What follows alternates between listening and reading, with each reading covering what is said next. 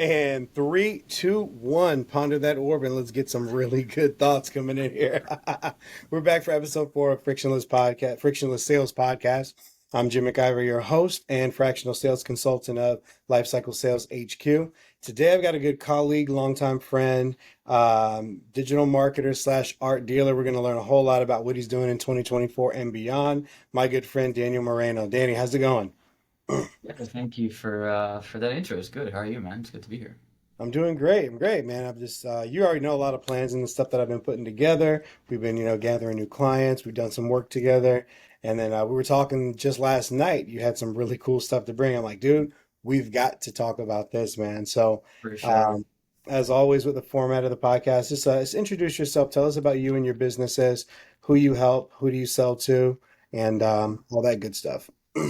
Yeah, definitely. So I guess it'll be easiest to start with Bayesian Group. It's an advertising and marketing technology company that I started about 7 years ago now. And for the first 3, 4 years, it was basically just me freelancing under an LLC. But in the last few years, especially heading into COVID, for multiple reasons, I was able to invest all of my time into my own business, which was both a blessing and a curse in some way. But but it was a lot of fun. And initially, I would take whatever I can get and close whatever I could. But as time went on and I built up a little bit of a reputation and some track record and case studies and things like that, we were able to shift from just taking what comes to, working with specific industries, company types, and areas of work. So um, these days, who we work with and who I sell to are typically professional service companies. So think med spas, doctors, dentists, lawyers, anyone who charges a significant fee for their services. And we basically help them get more clients through a variety of online strategies, some that are really well known and kind of tired and used, like Google ads and Facebook ads and doing a nice new website and this and that. But more interestingly, from my perspective, we've been able to dive into a lot of data-driven advertising and a lot of what you know civilians would call creepy, but business owners call fantastic. We've figured found out the way to basically be able to track and target people based on very specific criteria and interests and things like that. So that's essentially who I sell to in Bayesian Group. On the flip side, though, like you were saying, in the last um, 6 to 9 months or so of this year, I was put in a position, through a family member and a family friend to essentially start and run an art gallery representing a South African sculptor who is, I got connected with him through the family kind of circle, and that's been a whole completely insane journey in terms of learning how and who we're selling to, coming from selling technical plans and projects to selling something that is so emotionally and personally driven has been a super, super interesting process. So in the art side of things, who do we sell to? It's basically anyone that has an interest in art and the means to buy it. So that audience just grows exponentially when compared to Bayesian Group, who we focus on one niche and vertical. Oh, yeah. Are you so you're in Miami, so tell me about, I mean, we're here together for the most part. I'm here, here and there, but Hmm. Art Basel's coming up. Do you guys have any big plans for that? Yeah, Tell me yeah, about that. Are you definitely. selling any artwork? What That's are you um doing? that's how that that's how this whole thing kicked off really was one of the investors in the art gallery, his name is Oliver Kreider. He's a very high net worth individual from Germany. Initially I got in contact with him because he was interested in Bayesian Group services for one of his businesses, a real estate company in Germany. So I was on vacation. I thought this is great. I might get a client out of this holiday, and go back with a little money in my pocket or something. Um, and we did do some work, but it kind of that was the tipping point of the start of our relationship. And over time, he said, "Well, why don't you also help us market and advertise and attract audiences for artwork? I have this artist that I've worked with for the last few years, helping him here and there and whatever. but he has no representation in the US. Why don't we go ahead and set up a company and a team in the US that at the moment I'm leading, and see what we can do. See how we can sell art. We chose Miami because, like you said, not only is Miami a super, diverse and kind of culturally, uh, uh, yeah, diverse. It's like a melting pot of cultures here. We got people from all walks of life, from all countries. It's a great place in that sense. But we also have Art Basel and the Art Week at the end of the year, December, and that was the kind of big activation for us. Let's get our feet on the ground in the U.S. and get a booth in these big shows. So at the end of this year, we have a booth in the Spectrum Art Show, which is one of the many, art fairs that are going on during that time. So that's our big activation. In the meantime, we're collaborating and doing events and pop-ups and kind of private exhibitions to generate noise and interest and a following essentially. But the big sales activation is Art Basel. That is our Art Basel week. That is our that's going to be a real game day for us. That's going to be very exciting. Not only because it's going to be my first time uh, actually exhibiting in an art fair, not just attending, but also just to get that experience of what it's like to sell art at an art fair. I only have anecdotal advice and stories from other team members in South Africa and in Germany and whatnot. So this is going to be a really interesting hands-on, first-hand experience for me and for my team as well, for sure. Nice. That's dope. That's dope. And on the other side with the Bayesian group, how do those blend together? Do they blend together? Do you have to Yes. split time? Somewhat. Definitely split time, but there is a nice little level of overlap. So the Marco Olivier collection, which is the name of the gallery we started down here, Hmm.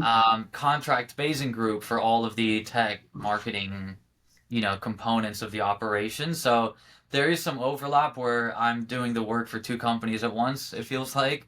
But very technically, the gallery is a client of Bayesian Group. I'm just handling both sides of that agreement. Um, but yeah, in terms of splitting the time though, when I'm not working on, two clients in the same project, um, it's definitely a bit of a balancing act. I've definitely wound it down quite a bit, I'd say, from earlier in the year when the art kind of business started. And now I mean, if I have 5 clients in a month, that's a really great busy month. 2 to 3 is not uncommon. So I'm just slowly winding that down, especially as the art business is those wheels are turning and gaining traction. So it is definitely a little bit of juggling, but there's a nice bit of overlap at the same time too. So it's not too bad. Okay. Nice, nice. So I Sure. want to jump back to a little bit of the conversation we were having last night. It was kind of Mm, late, and I was like, okay, dude, I really want to hear all about this. So right now we're recording. This is my first time really diving all in. You talk about emotional connection selling. yeah, Feels like it could this be is a new book. interesting. It could be a new book. So whatever you say here is intellectual property of me, and if I write a book on it, I know don't I be know who to mad. sue. Yeah, great. All No, right, yeah. perfect. So tell me about how this came Yeah, about. You said you were in an event, and these things yeah, just kind right. of fell into place. Yeah, I'll give a little context to what I don't know. I certainly didn't coin that. It's just the words that I'm using to Yeah. describe it. But like emotional connection selling or selling emotionally on an emotional kind of level and basis. My first kind of experience or introduction to selling from that perspective, rather than like a very technical, logical sale, um, was actually about 5 years ago when I did, no, 4 years ago. I did some sales coaching with a man named Joe Arioto, who's an amazing, amazing sales coach. Um, and we were essentially working on different ways to get to the reason why someone is interested in your product, in your service, and whatever you're selling, right? Everyone has a motivation to buy something. 99% of the time, it's actually like really personal and emotional, even if you don't know it. Even if you're impulsively buying something, there's some kind of like underlying reason you really want that at that moment. Yeah. If it's not impulsive, there really definitely is a personal emotional reason. So Joe started drilling into me the exercise of, instead of asking, oh, why do you want my services, what benefits do you see, what do you need help with, blah blah blah, instead of kind of attacking it from that angle, asking them, what would it mean if you and I shook hands today and our services went perfectly, and 6 months from now everything is great? What would that mean for you? How would that feel? Explain to me like what that would be like for you. So trying to get them to talk a little more personally about their motivations in interacting with you for a sale, or with your product, your company, or whatever. And it was really interesting. I really only kind of put it to practice, put it in use. I'd say a handful of times. It was definitely daunting coming from like technical background and selling to try to connect with someone emotionally who 9 times out of 10 we've never even met in person. Like now they could be in another country just over a video call. I don't know who this person is. So it felt a little almost like embarrassing. But last night it like all came flooding back, and I just realized I'm gonna have to call Joe maybe on the weekend and tell him, hey man, you were right. You do know what you're talking about, which isn't a surprise. But the reason it really came to the top of my mind last night. Over the last few days, I've been working with a team about defining the story we want to tell and how we want to explain the art that we're exhibiting, right? Art is a very personal thing for everybody. It's not always for everybody, and not every art piece should be liked by everybody. But in my opinion, the purpose of art is to convey some kind of emotion, right? Hopefully, you'd feel something when looking at a photograph, a sculpture, a canvas, a painting, whatever. It's meant to be somehow emotional. So, um, we've realized people are going to be buying this emotionally and personally. They want to connect with us, the brokers of the sale, essentially. They want to connect with the artist, and they want to connect with the artist's story and why he makes this art and what it means to him. And that's what convinces them to buy the piece, obviously, if they're in the position to do so. That was told to me by Mia Dudois, who's the current curator and sales director for Marc Olivier, essentially outside the US, and she's been coaching me and training me with a lot of experience in that sense. But we were kind of, I want to say, almost bumping heads in terms of how we should tell the story. Should we tell the deep, dark, emotional, almost triggering components of the story, or should we leave it very light and surface and almost generic, universally appreciated story? And we ended up concluding we should do a mix of the two, right? These people, they want to learn about the art on a shallow level, but, and I experienced it last night, a lot of the people come and ask and say, what is the story behind these faces, these art pieces? Why does he make face sculptures? Why the faces? Why are the eyes closed? What does it mean? And it caught my mind thinking, and it was a woman named Anna that I was speaking to who asked this question. And I said, well, how much of the story would you like to know? And she said, well, if the story is really deep and dark, then I really want to know it. I was like, okay, this is my opportunity, right? Let me see if telling the story is going to have any effect. And I told her the story starting generically that, Marco's an artist, his life, it's a lot of ups and downs and challenges and this and that and heartache and heartbreak. And there was a very pivotal moment in his career where he wasn't an artist and was then inspired to make art. And then since then, he's transformed that pivotal moment, which was very depressive, deep, and dark for Marco as a person, into something that is so powerful and positive, which is his artwork that he shares with everyone around the world now. So I really dove into and drilled into Marco and the emotions he was going through during those moments, and then relating them to the art pieces and how we can recognize that in the art. And giving it this very emotional, very personalized touch, it changed the game. She went from like, oh, they're really nice, to being super engaged, listening, paying attention, interested. That after we kind of wrapped that up, she took down my information and said, who do I call if I want to buy one of these? Is it you? And I was like, please do, absolutely, So it's only one instance of that, but I think it really only took just that one example for me to realize in person, face to face, that's what's going to do it for these buyers. It's a whole different perspective, at least I think in my experience, from buying something technical, from buying a software product or service or an advertising package or, whatever it might be. Even buying a car or a house is like very, very different. Maybe not a house, that's a bad example, but the art pieces for sure. The people are very, very personal. This lady said, I hope it's a deep, dark story. If it is, then I'm going to like it. She's telling me, hey, this is what I need to hear to be sold right now. Here's your shot. And throughout the night, there were more interactions that, kind of mimicked that one or were similar. And I think by the end of the night, we had maybe 5 or 6 people who we exchanged info. They said, I want to buy one. What are the price ranges? Let's set an appointment. And, we already have 2 appointments set for next week. This was from an event late last night. So that kind of not immediate, but very quick response and conversion from just a lead to now or a prospect to a qualified lead that's made an appointment with us and is wanting to be closed. That was something I haven't experienced before also in marketing.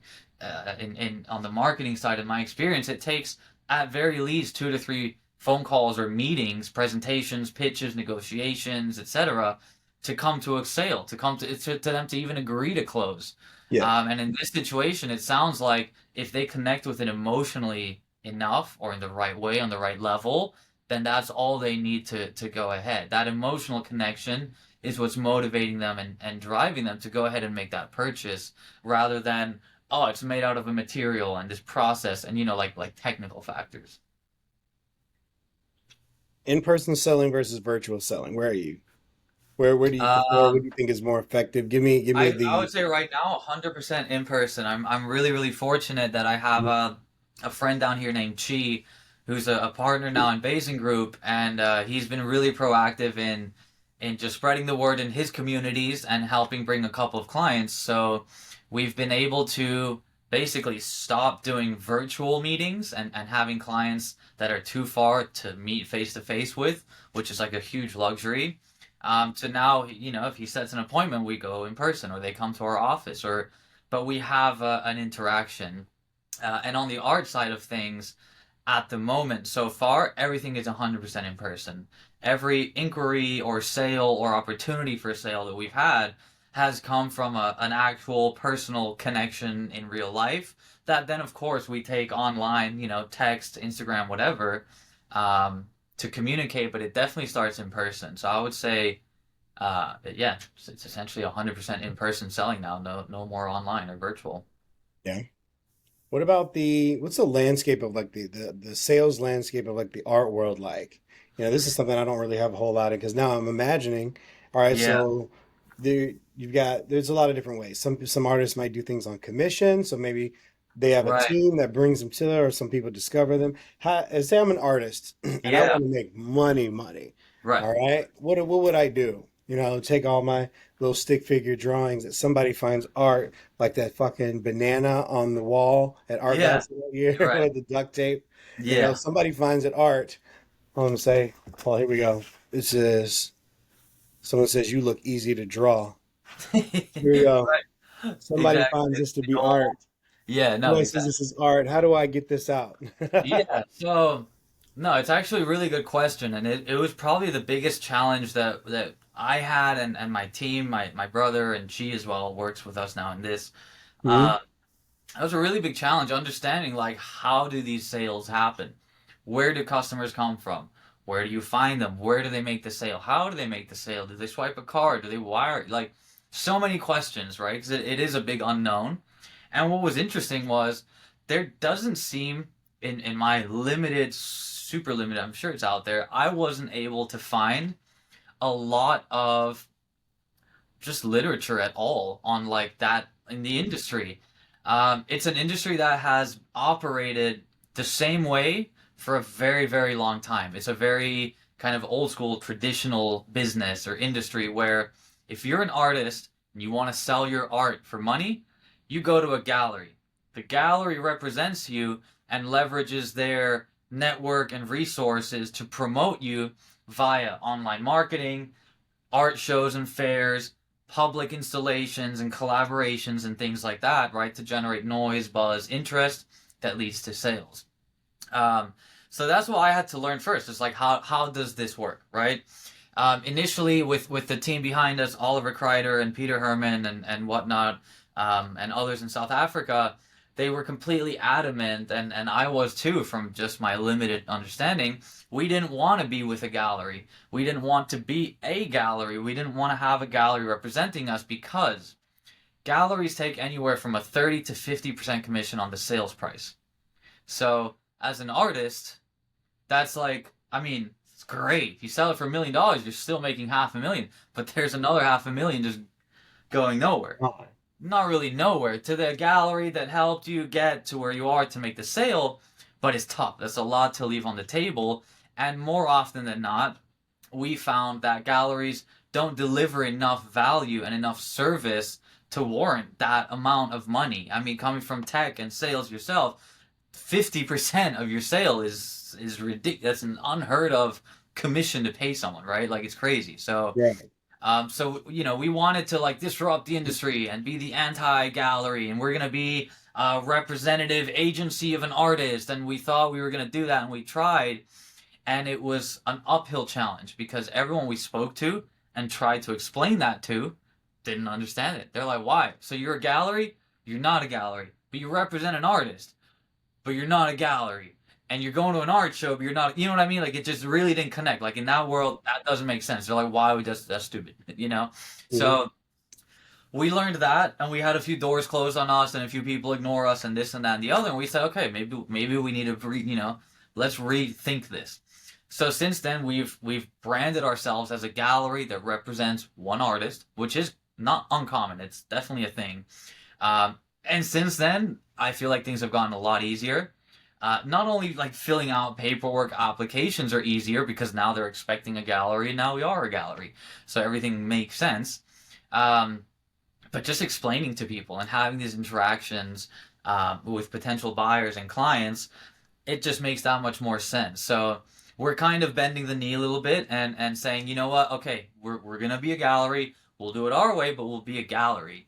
And we're now trying to disrupt this industry by leveraging our network, our connections, our resources, and our abilities, marketing and things like that through Basing Group and the rest of the team. Everyone is bringing a whole lot to the table. We're going to try and blow it up our way, this way, without a gallery, without formal representation and whatnot. So we're definitely trying to do things a little bit differently, but we're trying to fit into an industry that is so set in its ways. Disruption is not really an option unless you're just throwing money at it, which we're throwing some, but we're very calculated and conservative and trying to do things the right way. So for now, being a gallery makes sense. So if you want to sell your stick drawings, we'll talk. So what would you say how you guys corrected and figured out how to do it your way? Obviously, you guys met a bit of friction in trying to sell who you are and what, the artist Marco had available. Mm-hmm. So I want to relate that into some ways that like the people that watch this or people that like form content. I mean, obviously we want to, and the whole point of this and my talks and like my other short form content is about, okay, the more friction that we can reduce in our sales cycle or in our sales interaction, the more we can scale, the more we can, really enjoy what we're doing. So it sounds like making a certain pivot, or did you let your response tell you what to do? What would you say it was definitely feedback from people. So, Miami is definitely a hustler's culture and city. Based on the early days, I got all my clients walking door to door in 95-degree, 100% humidity heat, wearing my little polo and literally like business to business, door to door, getting clients. Yeah. And we said, hey, let's do that same thing here. We put together a list of architects and interior designers and decorators and home stagers and basically anyone kind of relevant that's involved in buying art that's a business. And we said, let's pack the car with 1 or 2 sculptures, and we'll walk in, we'll present ourselves, and we'll say, here, do you like this? Do you want this? Would you sell this to your clients, essentially, right? Obviously a lot more wordy than that, but that was what we were saying. And in person, they liked seeing the art, but there was absolutely no follow-up or communication after the fact.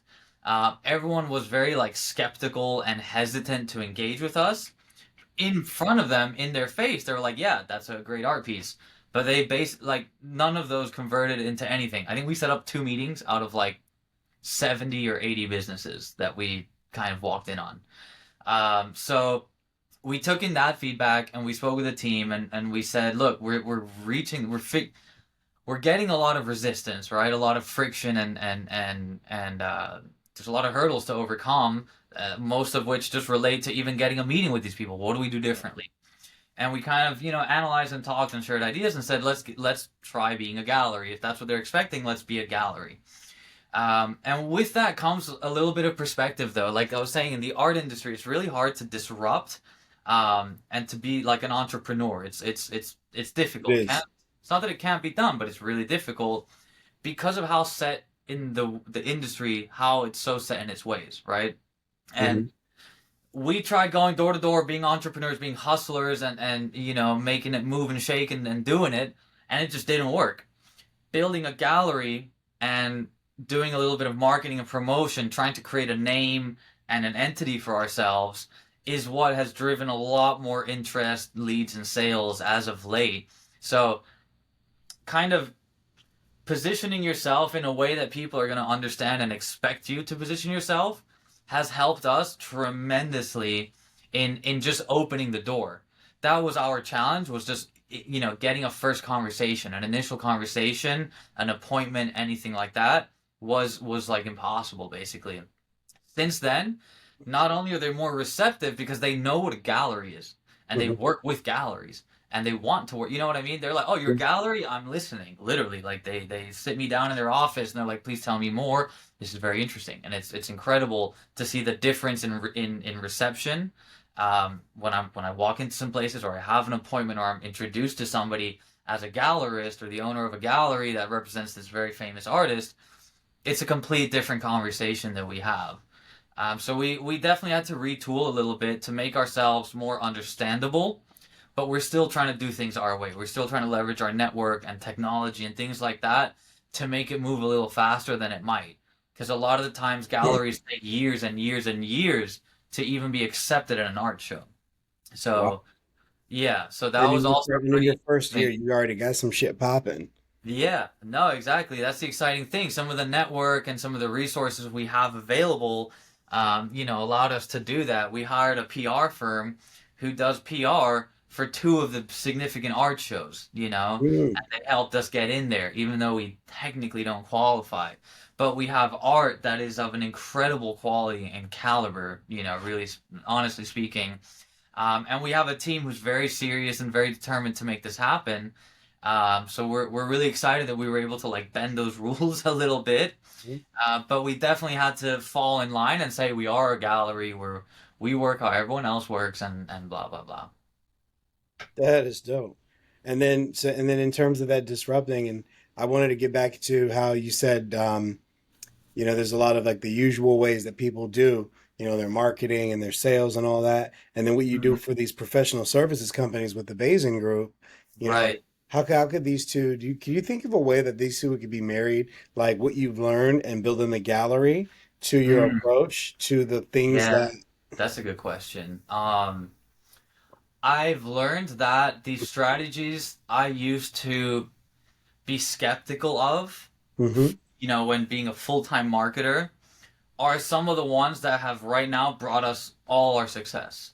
In huh. the past, I was hesitant on doing, traditional media in the sense of online publications, articles, videos, things like that. Not only does it take a lot to put those together, but it's a lot of work. Public relations work is essentially saying I'm representing someone and calling a bunch of different people to see if they want to write a story about the person you're representing. So really, the hard work is getting contacts at publications, and writing an editorial and a story and putting it together and then getting it published.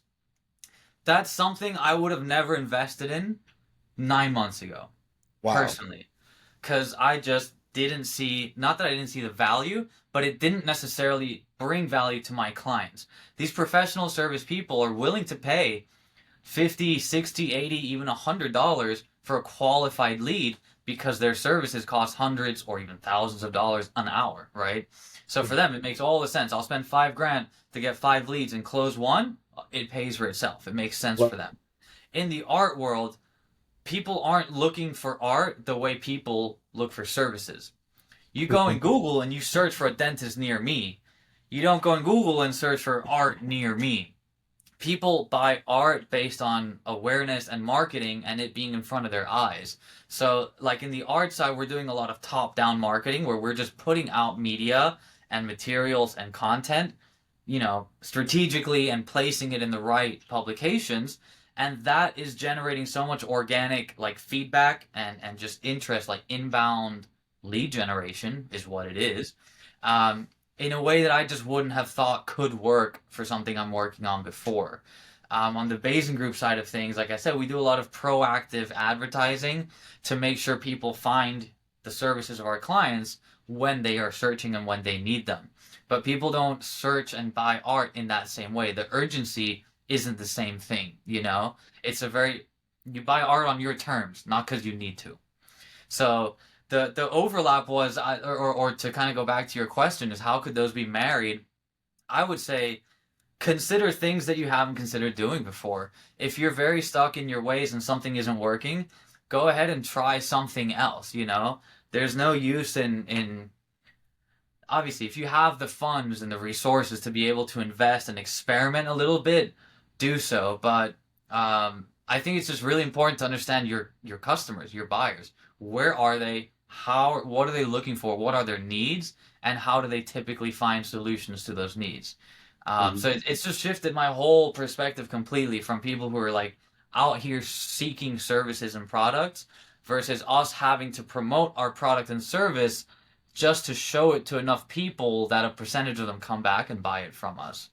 So it's been a really interesting like perspective shift and realizing that there's a lot of things that I haven't been doing that now work and a lot of things that I was doing that don't work now. But finding that balance and putting together the right recipe has been really interesting. I would say if you haven't given PR a try, give it a try, and if you haven't done paid advertising, give it a try. I think a blend of the two is ultimately the perfect recipe for success because you need both. You need people to read about you casually when they weren't expecting to, and you need Mm. to be visible and in front of them when they need to find you. So we're still working on it. We haven't figured it out, but a blend of those two is, I think, essentially what's going to make it for us. Nice. That's dope, bro. Like I I've done digital marketing. I kind of started my corporate sales career with that, and like you said, the traditional ways. I mean, I guess they still work at some place, but there's always some point of critical mass that you get. You know, it got a point we used to sell SEO, in an Right. agency. Now, like any random number that's calling you is either Medicare help or an SEO agency trying to hit you Right. up. Or now people can do it on Fiverr, pay $5 for what an agency would cost. Yeah. And Yeah. so looking toward other ways, like I really find there's a lot of friction in the ways that things have always been done.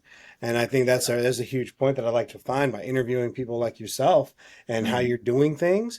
Because like, whether you're in the corporate, top of the game, where especially when it's a company's got ways that they've always done things and they got the data to support it.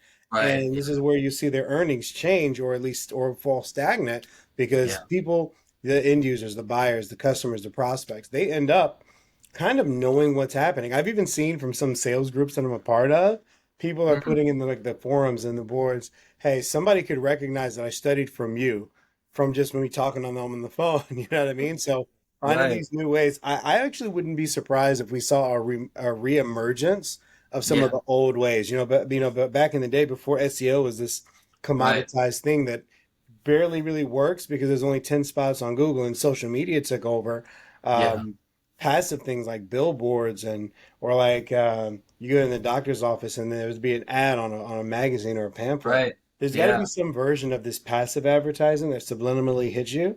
And especially, Yeah. I think that people are actually ditching their devices, or at least they're reducing as much time that they've got these devices in their faces to where they Right. can see some other things. I'm over here Yeah. just looking at one of these hanging um, air fresheners or something like that. Yeah. I was seeing stuff like that. I would be really interested to see if something like that, has a reemergence in the future. Yeah, no, it's a really interesting point. Myself, definitely during COVID, I was a lot more of a homebody, indoors, and focusing on work and remote work, agency and whatever.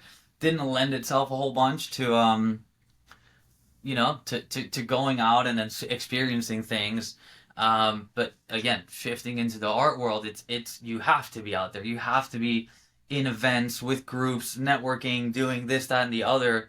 And it's really opened my eye to like there's so much going on offline.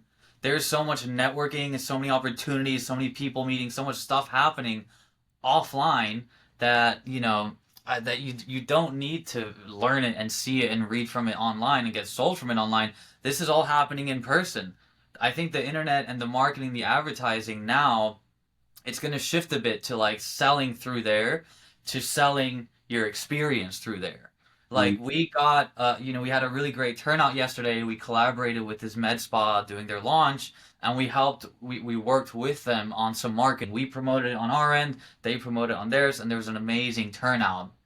Um, but it they only used online marketing and advertising to get people in the door to then experience an event where they had demos of the services that they offer in their spa. They had food, they had drinks. We provided the art to help beautify and kind of entertain and whatnot.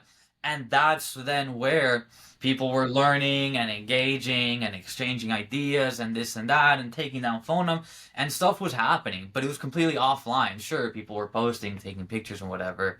Um, but it was really interesting to see kind of going back to a more traditional method of putting out a banner and getting people in the door and selling them in your store once they're already there.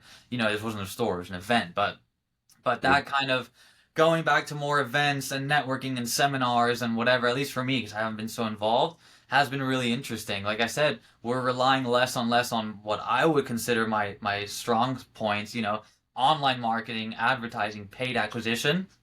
We're doing more traditional media, excuse me, newspapers, magazines, blogs, online publications, things like that. They're digitized, they're modernized, but they're still, it's the New York Times, it's the Miami Herald, these are still very traditional, kind of old school methods of getting the word out there, but that's what's working for us right now, which is really interesting.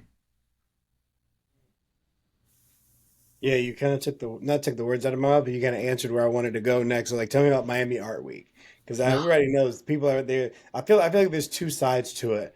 You had some people that want to just go and be seen, or to tell Right. people that they went to some party or something, and then there's got to be some business behind it. There's people that I Mm, know that they don't know the first fucking thing about art, for sure. and they're just like they're playing in their outfits and they're Of course. and ready to post who they seen and all that stuff. But it's a big art festival. Like, dude, Yeah. I can tell you all about music and such, but like visual art, interpreters, Yeah. and all kinds of, dude, there's got to be some other Yeah. side to that where, Definitely. You hit the nail on the head where it's 50-50. And in Miami, I might even say it's 70-30 or 80-20, where everyone is wearing as little as they can to show as much to everyone else and not even be present at the event, or whatever. not even Um, buy a piece of art. not even look at the art, like, um, there's definitely a lot of that, and Miami attracts that. But what's really interesting and what's been really cool to get involved with is the Miami art scene, right? We have tons of artists, we have tons of galleries, and we have tons of buyers down here. But the Miami art shows, especially Art Basel, it's actually from my understanding, one of the biggest international art shows in the world, Hmm. and one of the largest ones in the U.S., if not the largest, in terms of the number of attendees and the people that fly into Miami. Like Ultra Music Festival in March, 1 million people flying to Miami for 4 days. It's insane. In Right. Art Basel, it's like 8 million, or I don't know. I totally made that up. It could be less. Yeah, It yeah, just yeah. feels like more though, because they take Yeah. over South Beach, Wynwood, Coconut Grove. Like every major convention center and building is now art. So Miami becomes this like epicenter of arts and culture for Hmm. 7 days, and then it goes back to ratchet ghetto business activities.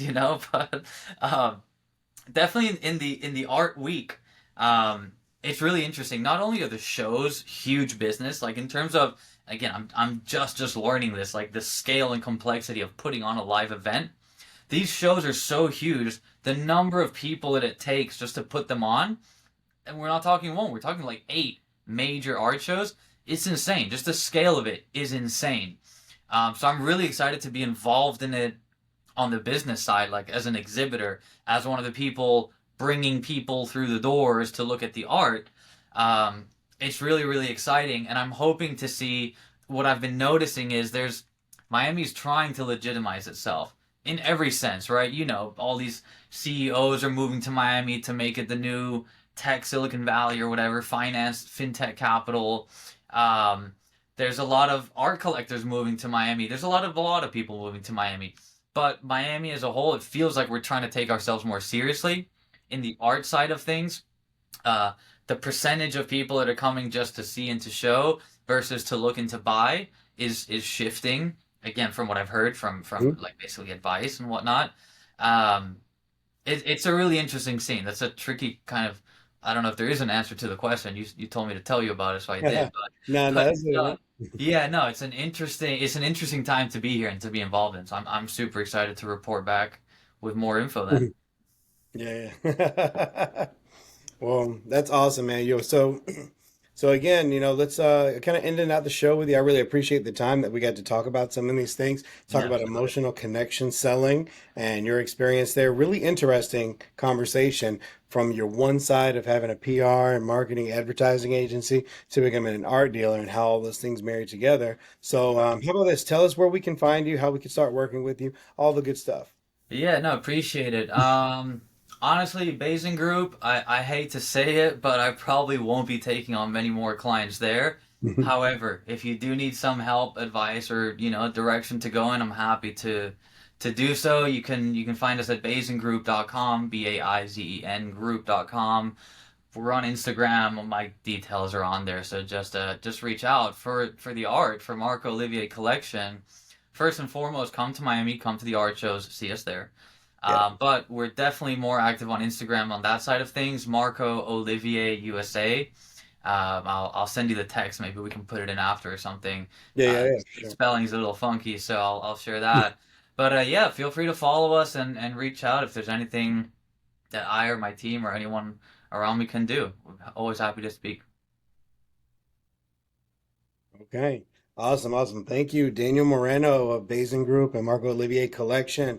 Guys, as always, this is Jim McIver. I'm the host here of Frictionless Sales Podcast, basically given by Lifecycle Sales HQ. I'm a fractional sales consultant. I do everything from training, production, and development. So anybody need help with your sales scripts and it's helping with your KPI building, or even someone who's a contract rep to come in and do actual production for you individually on a contract basis, you've got me available there. I try to string a whole lot into one quick sentence, but I was hey, about to pitch in every there and say, you know what? I didn't do you justice, man. I look to you as a sales coach for me a lot of the time. yeah. You've helped me put together scripts, rebuttals, messages Mhm. for LinkedIn. I can vouch for Jim's experience and expertise as much as the next guy, but he definitely helped me get where I am. So call Jim. My man, my brother in Christ. Yes, sir. All right, well, thank you guys, and see us on the next time that we're going to have another guest. And as always, always look to reduce friction in your sales process so that you have a smoother and more scalable time in your business. Yes, sir. Stop. Sweet. That's cool, man. I appreciate this a lot. It's good. I learned something new from everybody, and it just Yeah, as this continues over and over, going to get more eyes on it. of I'm course. trying to I'm trying to have 50 of these published by the time, it's time to go to Colombia. So I'm trying to have like Nice. 50, Okay. like so by like December or something. I want to Yeah. have like 50 of these published all throughout from YouTube, LinkedIn, Instagram, TikTok, Right. Facebook. I got all those, and and then I think hopefully it will catch a lot more attention to some more influential people. And I got to Definitely. remember to keep putting my short form content out there too. Right. Not a whole lot, but I mean, it's getting better since I've been here in Carolina. Just I've had the space. I've had too much time on my hands, Right. and Yeah. then I think Right. I'm gonna feel a lot easier too when I really know I've got like real money coming in. Like, dude, this For SDR sure. job is starting on Monday. So I Mm-hmm. do that fucking thing in my sleep. I mean, I'm gonna focus hard and get it done well. Yeah. We're gonna make a game and see how quickly I can get it done. Like if I Yeah. can hit all my goals by lunchtime, Yeah. Right. and Exactly. then just like run it, and then I get a couple checks in and get this e-commerce game going. Mm. Let that shit be set and forget it, making income. Then just everything is Yeah. easier, smooth sailing. Yeah. No. Definitely, bro. A little money in the pocket goes a long way to let you do things. So. No, I hear you, man. No, it's been really interesting. It was fun to like talk about some of these things, some things I didn't really think about before, like that. Um, different types of marketing that do work or don't work, and pivoting the business and stuff like that. It's pretty.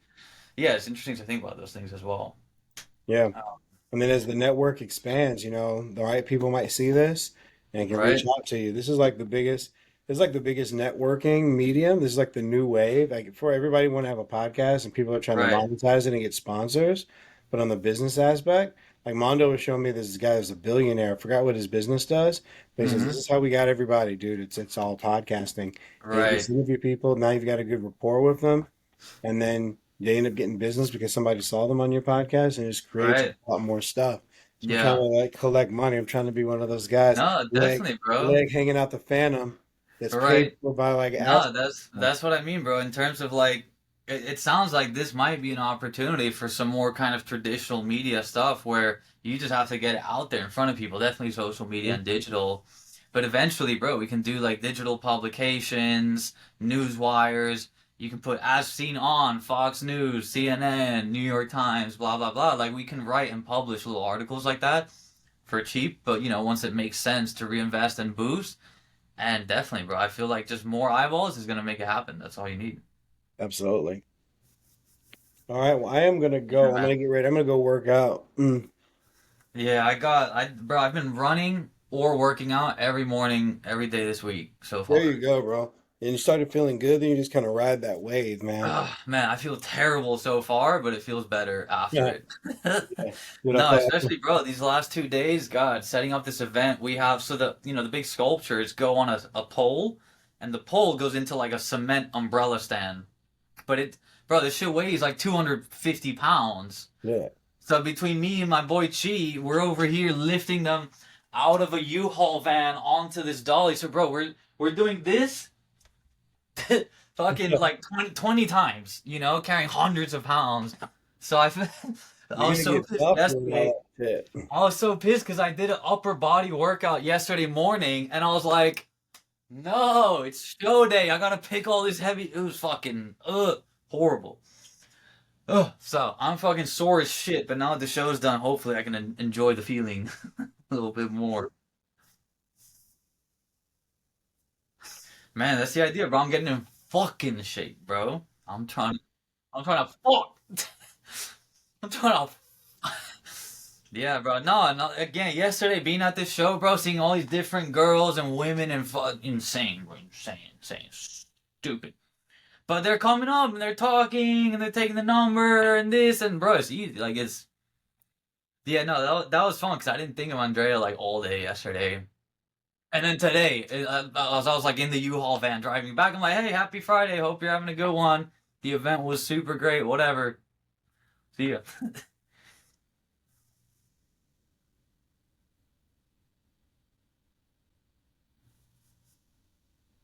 Hmm. Right.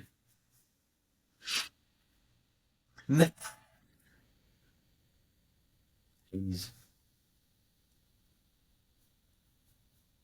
Right. Little something. Nah, definitely. That's the goal now. Yeah, bro. 6 months will do a lot. That's for sure. Hmm.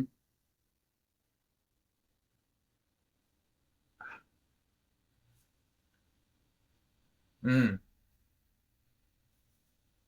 Mm. Fire.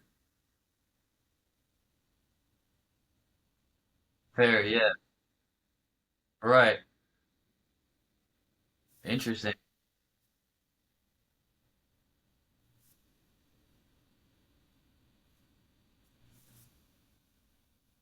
Yeah.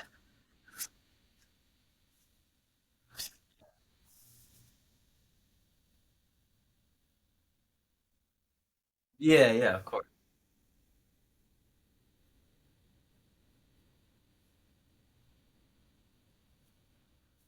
Are you thirsty? That's what's up with them, yeah. Literally. No, good shit, bro. Hell yeah. Yeah, man, we gotta not be so fucking obsessive and crazy and stupid.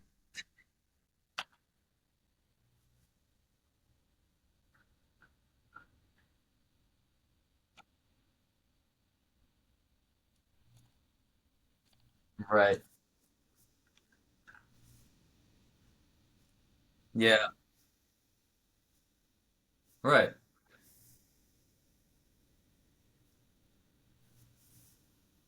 True.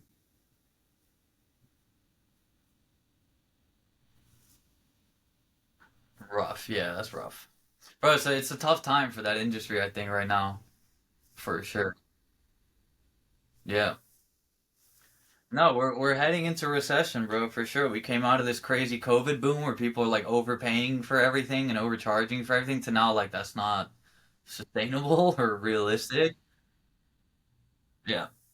Yeah, things are slowing down a little. But when business slows down, art picks up traditionally. In recessions, people buy art, so we're very excited. Hopefully. Or a recession. Dude, where's my orb? I should have brought it out, dude. Bring it on. Be like, yo, witness. I see.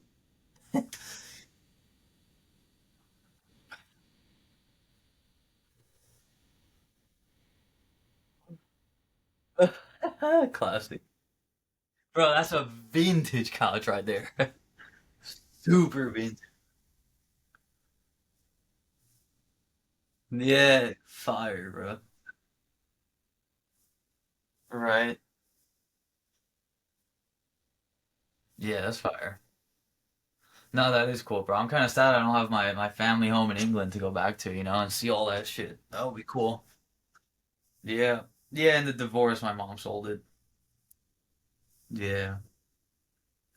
She's in the Grove. Yeah, yeah. Yeah, she came to visit, man. Hmm?